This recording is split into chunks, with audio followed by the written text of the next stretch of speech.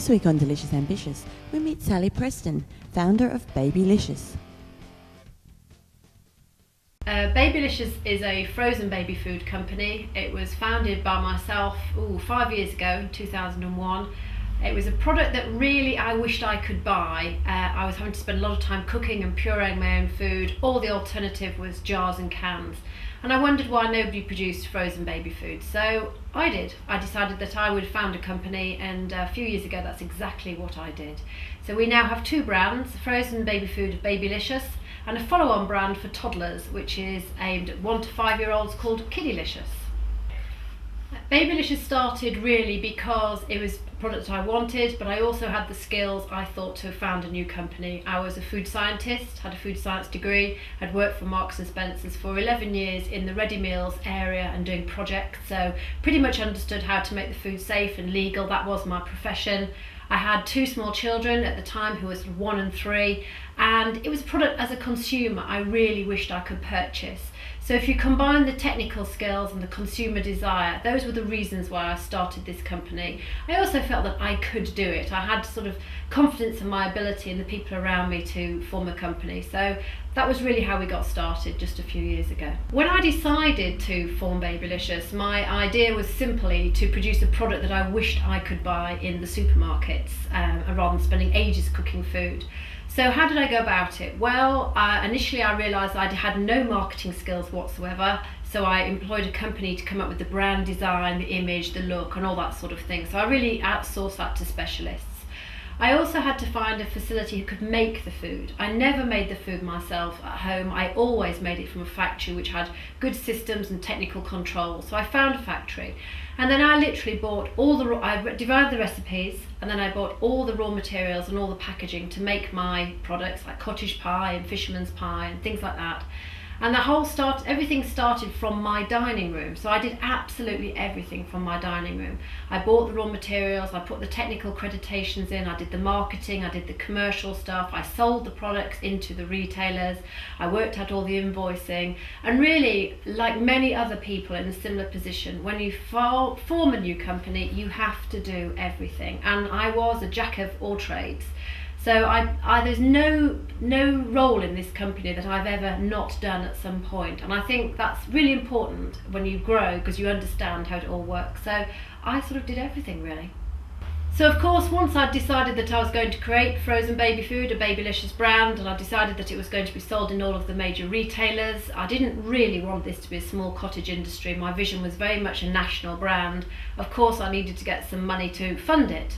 So I wrote a business plan. I visited all of the high street banks and talked to them about the proposition of frozen baby food, and every high street bank, bar none, thought it was a great idea, and they all offered me money. However, and there's always a however, they thought the idea was just too obvious, and they thought there must be a risk associated with it. So although they would lend me the money I was asking for, and I was only asking for £50,000, they all put huge strings attached to it, things like high interest and high penalties. So I walked away from all of the banks. I couldn't get funding from business angels because I felt that the amount of equity that they wanted was just too high. So I remortgaged my house. I remortgaged my house for £50,000, and over the first year that the company was going, I borrowed £25,000 off my parents to help us get through some of the sticky patches. So the business was really started off £50,000 and my dining room. Babylicious is obviously a made-up name. It's a name that I made up one day with a group of friends, and I registered it as a trademark very quickly. I incorporated the company on the 8th of October 2001 and registered the trademark on the 30th of October 2001, so very close together. However, unbeknown to me, somebody else also wanted the word Babylicious, and they registered for their trademark in between those two times. They registered on the 19th of October. So when we did searches for Babylicious, it looked like it was a good name and we could have it. However, we discovered around Christmas time that somebody else wanted this name. Not only did they want the name Babylicious, but they also wanted the same two classifications that we had chosen out of a choice of 72. we thought this was a little bit suspicious. So I did employ the services of a trademark attorney, and I am really pleased I did do that, because in this case it needed the experts. However, trademark laws are first come, first served, and so unfortunately I did have to change my name for when I launched the brand, and I changed the name to Tastylicious. However, I fought it and fought it and fought it, and eventually at Christmas Eve 2002 I was told by the trademark office in actual fact it had been filed in bad faith and someone had deliberately tried to steal my identity and my company name, and I did win damages, and I won damages of £500. But that's nothing compared to the cost that I had incurred and going from Babylicious to Tastylicious to Babylicious again. That was everything from marketing, from packaging, from corporate stationery to website, which had cost me £34,000. There have been a number of challenges in forming the business. I think we seem to have more challenges than most people. We talked about the trademark battle, and that really was a huge battle. It does rock you when someone's trying to take your identity. There was also another incident in the end of 2002 when a lady pretended that she worked for the Advertising Standards Authority, and she basically contacted all of my business contacts, PR agencies, retailers, marketing, people like that, and told them that she worked for the Advertising Standards Authority and that Marks and Spencer had made an official complaint against me and my product and my company. As a consequence of her phone calls, lots and lots of meetings were cancelled, business was cancelled, and it was a really devastating time because clearly I was the victim of a hoax attempt. I did find out who the person was because she left her mobile phone number at various places, and we did start litigation against her. But the irony of this is that within 4 weeks of her setting off on her malicious phone call campaign, I managed to reinstate all of the meetings that I'd had cancelled, and had managed to reinstate all of the business that I had lost. So in a court of law, and this is what I was told, what exactly is your problem? What are your damages? And I was advised to drop the case against her. I spent £10,000 on litigation to protect my name, and the courts don't really protect you in this environment. So that's tough, that's a challenge. So what do I learn from these lessons? What do I learn from the trademark battle, the hoax ASA lady? Well, several things. I think the most important thing to me was that my product was good, my idea was good, the concept of frozen baby food, Babylicious, mothers loved it, and it was definitely the feedback that I got from mums across the country that kept me going, to sort of say, hey, pick yourself up again and just carry on going. So I did learn also that tomorrow is another day. So I learned several things. Firstly, if you've really got faith in your product and your idea, these things that happen to you, you just got to pick yourself up and go. I also discovered that the next day it didn't seem quite so bad as it was the day before. And I think probably equally importantly, the absolute power of a solid friends and family network around you. My partner Tony and my family and my friends were just fantastic at saying, I believe in you, you can do it. Don't let them get to you. And it's probably true, but I have to say at the time it hurts, it does hurt. So having got a great idea, having got mums telling me this fantastic product they wish they could buy, is it easy to get into the supermarkets? The answer is no, actually it's not. It's incredibly tough now trying to get small brands established in the world of UK retailing. It's something that actually, to be honest, concerns me a little bit. However, I think if you've got a good proposition, and we did with Babylicious, I think if you've done your preparation and your homework and you know what you're trying to sell, its unique selling point, its price, its competition, where would they sell it from in the retailers, if you've really done all of your homework, you just have to persevere to try and get meetings with the buyers. The buyers are incredibly busy people.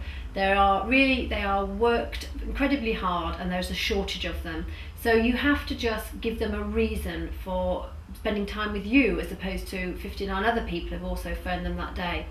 So is it easy? No. Can you do it? Yes, of course you can. But you need to be professional, be prepared, and be ready to rock and roll at their speed. The other thing I suppose that I have learned is the amount of money that's needed to support small brands in UK retailing. I grossly underestimated. So you need to, again, make sure that you've got deep pockets if you're going to go into the land of UK retailing. But we've done it, and we supply our products now to Asda, Sainsbury's, Ocado, Budgeons, Co-op, and places like, and Tesco. So we've done it, but it's hard. Perseverance is the key there. So what are the best bits about what I do? I would say the best bits are that I'm in control of my life. I can go off to things like sports days for my children. I can go off and do assemblies at my will. I can come and go, and I'm completely in control of my life, and I love that. That's the best bits about running your own business. What's good about the business is the feedback that we get from the mums we've just changed their lives by producing better quality product. It gives you a lift. It really gives you a buzz. So I love all that sort of stuff. I love the team spirit and the environment where I empower lots of people around me to have great ideas. There's no such thing as a bad idea. Everybody's idea is good. Everybody's idea is encouraged. So I love all that, and I hate all the corporate politicky typey stuff. That's just not me. One of the reasons probably I funded my own business was to be involved, to get people's input, and I love that, and I love the whole sort of team environment. So I love the control of my life. I love the fact that my children don't come second, they come first, but I also love the environment, which is sparky, and it's good fun. It's good fun. I probably do have several highlights which have really been the icing on the cake for me. In the year 2003, I did enter a lot of award ceremonies to try and get some PR, some free PR for my products and my company. And I did win loads. It was fantastic to go to the hairdressers and get your hair done and long dresses. And I went along and won loads of awards. The great award for me really was I won the HSBC Startup Stars Award in 2003. Glitter coming down at the Savoy, winning a cheque. That was really good. So that was cool. And it was real massive recognition of what I tried to achieve. I think other achievements are things like Victoria Beckham is a user of our products. I've always absolutely respected their privacy and their sort of a personal life. But it's nice to be able to sort of say that we supply the Beckhams, and that's cool. And I suppose the other thing is when I see the products on the stores, I look at them and think, I did that. That's a highlight. I did that. And I like to do that. I feel proud of that sort of thing. So numerous highlights in numerous ways, but they're all different, but they're all good. Many people ask me sort of, do I have a quote or a mentor? No, I probably don't really have anything I can think of there. But there's probably one thing that would accurately describe running your own small business, and that would be you need to behave like a weeble. And people say, what's a weeble? A weeble are those things that wobble but they never fall down. You have to basically bounce back and bounce back and bounce back all the time, but you never fall down. So what's it like being in business? It's like being a weeble.